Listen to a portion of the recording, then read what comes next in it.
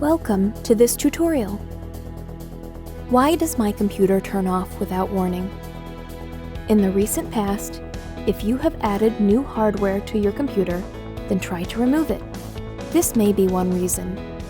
If you have not added any new hardware, then try to remove some non-essential hardware like a sound card, extra graphic card, network card, etc.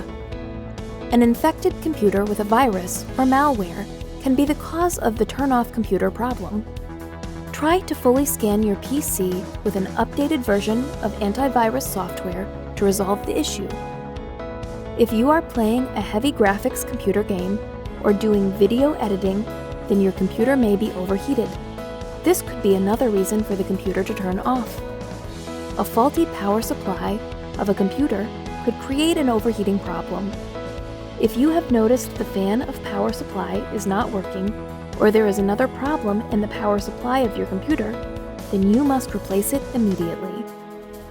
Any issue in your computer's hardware, like motherboard, CPU, RAM, or graphics card, may turn off your computer. In this case, contact immediately to your hardware professional. Wasn't that helpful? Thanks for watching.